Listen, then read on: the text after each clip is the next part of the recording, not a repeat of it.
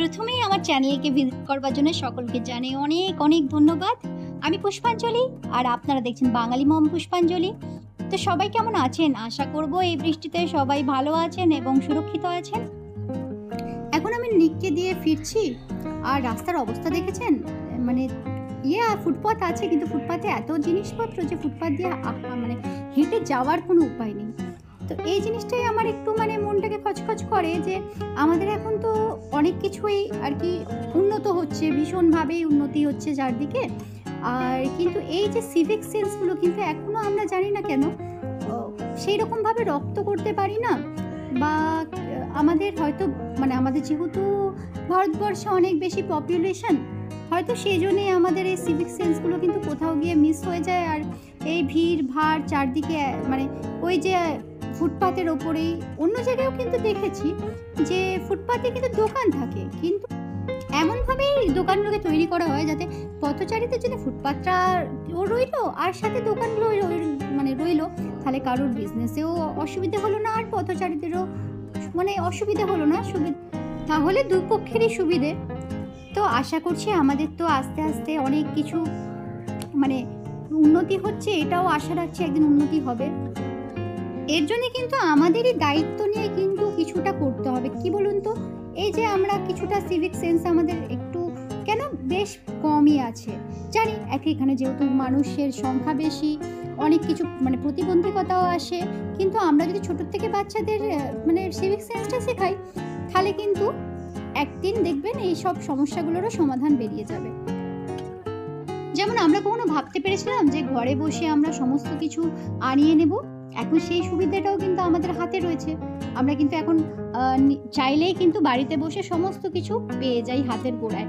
আস্তে আস্তে উন্নতি হচ্ছে, তো আরও হবে, আর সেই দায়িত্ব কিন্তু আমাদেরই নিতে হবে। কারণ আমরা যদি একটু সচেতনভাবে চলাফেরা করি, একটু সচেতনভাবে সবার সুবিধে অসুবিধে দেখে চলি, তাহলে কিন্তু শুধুমাত্র অন্যদের সুবিধে অসুবিধেই নয়, সাথে আমাদের সুবিধে অসুবিধেগুলোও কিন্তু মানে দূর হয়ে যাবে। কারণ তো এইবারে গ্রসারিটা আমি বেশিরভাগটাই বাড়িতে আনিয়ে নিয়েছি। আমার শরীরটা যেহেতু একটু খারাপ, তো আমি আনতে পারছিলাম না, তাই আমি এগুলো সব আনিয়েছি আর কি। আর দেখুন এখন আমাদের হাতের কাছে কিন্তু সমস্ত কিছু পেয়ে যাচ্ছি। এটা তো একটা সময় আমরা কেউ ভাবতে পারতাম না, বলুন, যে বাড়িতে বসে সমস্ত কিছু চলে আসবে।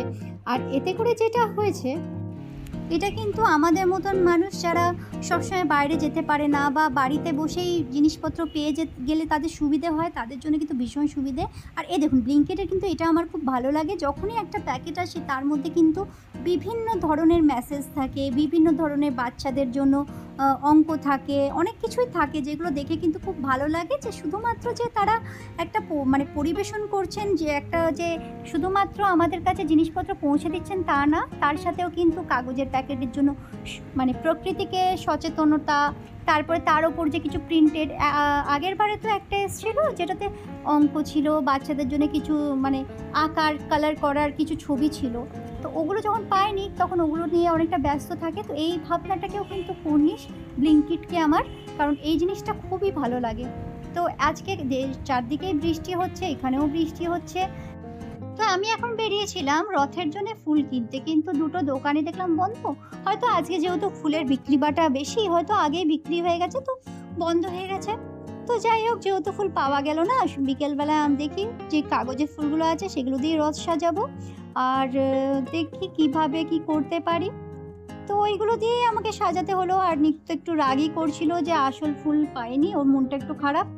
তো ওই রথকে হাতে নিয়ে এখন নামাচ্ছি, বাইরে তো বৃষ্টি হচ্ছে, একটু নিয়ে যাই। ও বললো আমি এইবারে বাড়িতেই, আগের বারে ও বাড়িতে চালিয়েছিল, তো এবারে বললো কিছুতেই আমি বাড়িতে চালাবো না, আমি বাইরেই যাব। তো সেই জন্য এখন চলেছি ওকে নিয়ে। আর ওকে বললাম যে রথটা একটু ভারী তো আমাকে দাও, কিন্তু ও বললো না আমি নিজেই নিয়ে যাব। তো আমি দেখলাম ঠিক আছে, ও যখন এত ভালোবেসে এত করে নিয়ে যাচ্ছে, ভালোবেসে ও রথটাকে নিয়ে যাচ্ছে হাতে করে, তো চলুক। এইখানে ও বারবার ওই ঠাকুরকে প্রসাদ দিয়েছে, সেটা বেরিয়ে যাচ্ছে, আর সেটাই ও বারবার কিন্তু ঢুকিয়ে দিচ্ছে। তো যেহেতু মানে ফুল পায়নি, কীরকম একটু লাগছে, মনটা একটু খুঁতখুত করছে। কিন্তু যাই হোক, ঠাকুরের কখন কী ইচ্ছে বলা তো যায় না, হয়তো এইবারে রথের এরকমভাবেই সাজার ইচ্ছে ছিল। তো তো চলুন এখন আমরা টানছি, আর বৃষ্টি কিন্তু একটু একটু পড়ছে। যতক্ষণ না খুব বেশি বৃষ্টি পড়ছে ততক্ষণ টানি, তারপরে না হয় বাড়ি ফিরে যাব। তো তো অন্যদিন ওর বন্ধুদের ডেকে নেয়, কিন্তু আজকে দুজনেই একটু ব্যস্ত ছিল, তাই ও আসতে পারেনি।